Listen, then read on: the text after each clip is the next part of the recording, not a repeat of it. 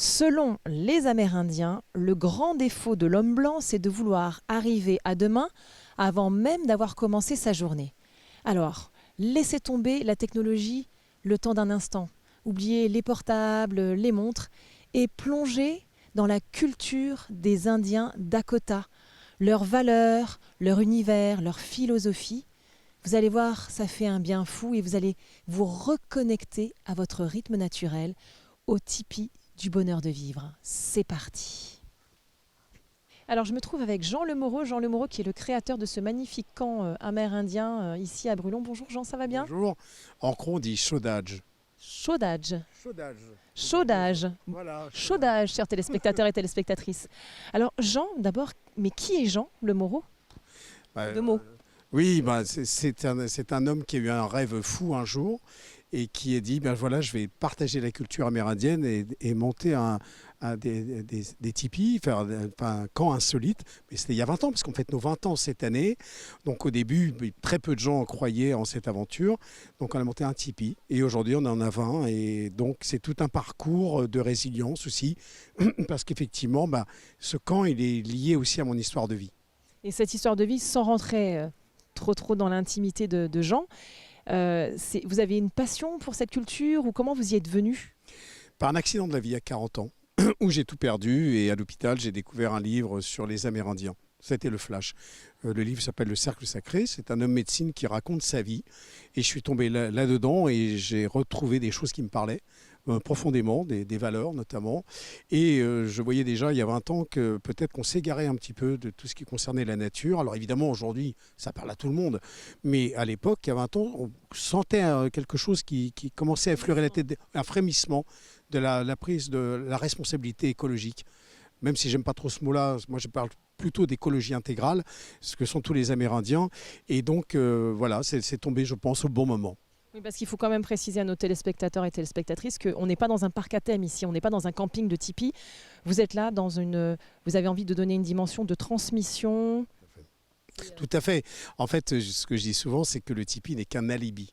Faire venir les gens ici et justement faire par exemple comme aujourd'hui toutes ces activités de découverte qui sont liées donc à la vie des Amérindiens. Là on est en journée donc amérindienne, là ils sont en train de monter le tipi, d'apprendre à monter le tipi, mais voilà, mais on explique un peu cette relation qu'avait l'homme avec la nature et justement peut-être comment aussi se réapproprier la nature à notre époque, comment faire par des gestes simples, tout simplement.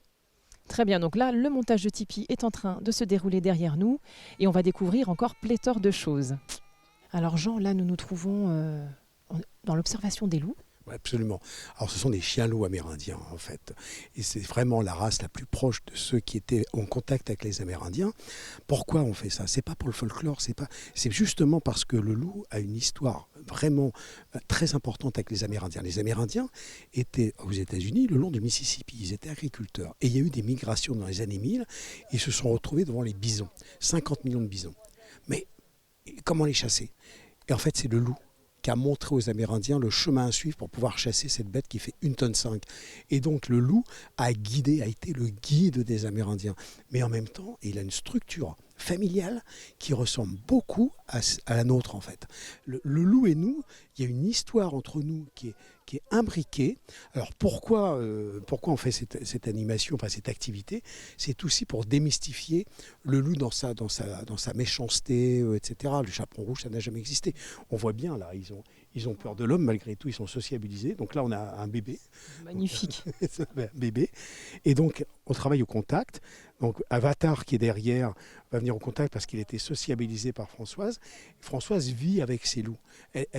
Là, ici, ce sont des parcs de démonstration. Elle est en Mayenne, elle a des grands terrains, etc., pour la décontraction. Mais là, vous voyez, on voit bien qu'il refuse le contact. Donc on va essayer de rentrer en contact. Là, elle montre tout ce qui est effectivement structure au niveau du corps.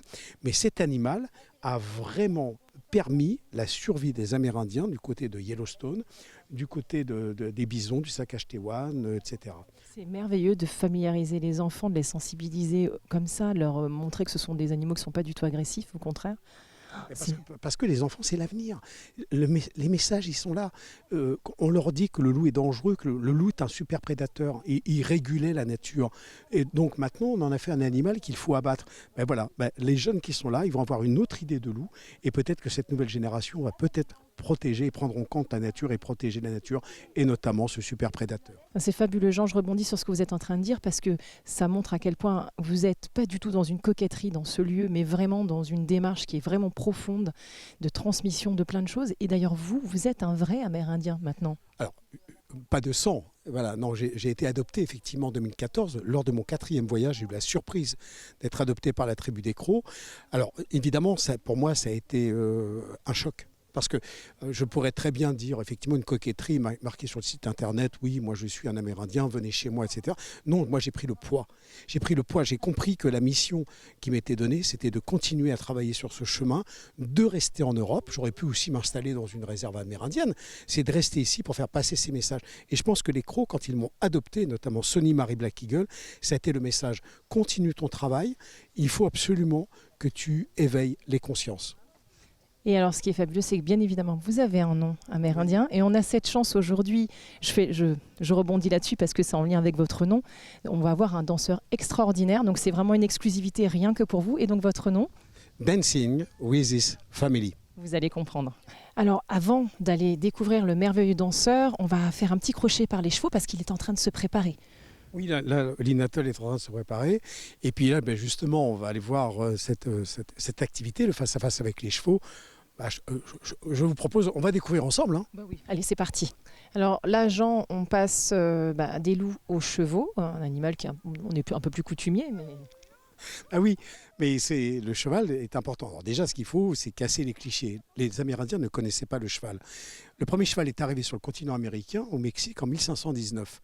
Les Crocs vont rencontrer le cheval en 1753. Et donc, tout à chacun, les téléspectateurs se rappellent le jour où ils ont eu leur voiture la première fois, le monde a changé. Eh bien pour les Amérindiens, le monde a changé. Mais aucune notion de dressage, aucune notion d'approche. Donc les Amérindiens ont une connexion particulière avec l'animal. Ils l'ont appris au fil du temps. Pourquoi ils sont devenus les meilleurs cavaliers du monde pratiquement avec les Mongols? On voit bien qu'ils n'utilisent pas d'éperons, ils n'utilisent pas de cravache, ils n'avaient pas de selle, ils montaient accrus. Donc ici, qu'est-ce que l'on fait? On apprend aux enfants et aux adultes à passer leur peur, d'enlever leur résistance avec cette peur qu'ils ont et de rentrer en contact avec l'animal. Parce que le cheval n'a pas de filtre comme l'humain. Et donc, effectivement, il y a tout un travail à faire. Et là, on a la petite Alban qui essaye avec Muriel de... Voilà, là, elle est en train de respirer. Voilà, on respire. Il faut essayer de se connecter à l'animal pour arriver à faire ce que je dois faire. Et donc, il y a un petit parcours d'obstacles. Il faut arriver à passer entre les obstacles, mais voilà, sans le brutaliser. Et on ne peut pas avoir meilleur contact que juste toucher l'animal, lui parler. Et justement, si on est trop énervé, l'animal ne fonctionnera pas. Donc on apprend l'approche amérindienne, justement, ici aussi. Donc la reconnexion avec la nature et avec soi, avec son moi profond. Surtout avec soi, évidemment. Alors Jean, la danse a aussi une grande part dans la culture amérindienne. Alors déjà, ce qu'il faut dire, c'est que là, on a quitté les Crocs. Et c'est aussi l'effort que je fais ici. Je ne parle pas de la culture amérindienne, mais des cultures amérindiennes. Et là, il vient donc de Mexico. C'est un Amérindien aztèque que l'on a là pour ce week-end. Et effectivement, là, on est dans une autre culture. C'était les Mayas, les Aztèques. Et surtout, lui, il est de la descendance toltèque. Et donc, là, il danse une danse qui s'appelle la danse du feu. Et donc, ce week-end, on a appris d'autres traditions. Et surtout, ce qui est important, c'est de sortir du cliché des westerns, montrer aussi qu'il y a des Amérindiens aussi au Mexique, et il y en a partout jusqu'en Amérique du Sud. Et on a même nos propres Amérindiens en Guyane, dont on ignore totalement l'existence. Ils vivent dans des conditions absolument lamentables. Et donc, c'est aussi le message du camp. Ouvrez les yeux, regardez, et franchement, c'est beau, quoi. C'est sublime, il est... Très, très beau. C'est le tambour, évidemment. Alors, le tambour symbolise le cœur de la terre-mère. Donc, on voit bien qu'on entend comme un battement de cœur. Et là, donc, il fait cette danse du feu, avec notamment, donc il danse pieds nus, et cette régalia. Donc cette régalia, on ne dit pas costume chez les Amérindiens, on voit ces grandes plumes. Donc ce sont des plumes de faisan, pas des faisans de chez nous, mais on dirait un pan. Ah ouais, mais non, c'est des plumes de faisan du Mexique. Il nous a montré la photo. Et ensuite, les plumes multicolores, donc c'est un hara qui est protégé par donc les Aztèques. Et donc sa coiffe est faite de cette manière-là, ce qui n'a rien à voir avec les coiffes des Amérindiens du Nord. Et c'est très, très, très énergique. C'est magnifique, c'est magnifique. Et puis toujours cette histoire de connexion avec la nature, ce qui nous entoure, les pieds nus. Voilà, on est connecté à la terre-mère. Voilà, tout à fait. Et c'est les messages qu'il fait. Alors, il a un message qu'il a délivré hier soir à nos voyageurs. Il appelle le message du cœur. C'est comment on se connecte à la terre-mère, justement, qui est le poumon et le cœur en même temps de notre humanité.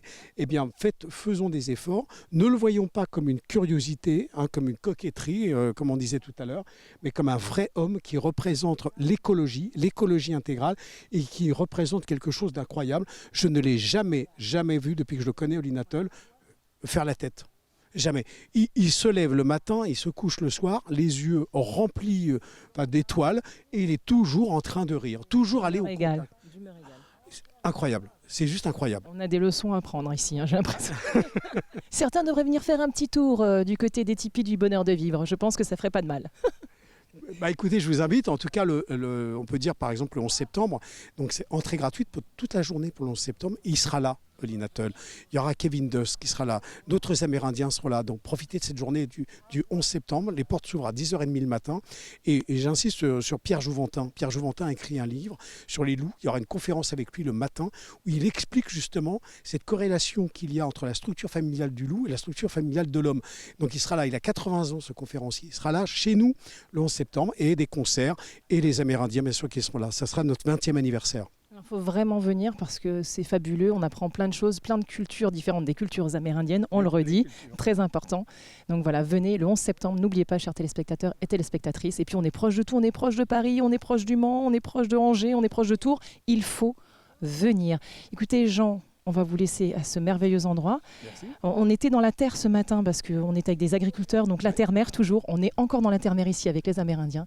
Et nous allons partir à présent à Chantenay-Villedieu. Là, on va plus parler du ventre. Oui, c'est le ventre, c'est la rillette, je crois. C'est C'est la fête de la rillette. C'est ça. Merci Jean.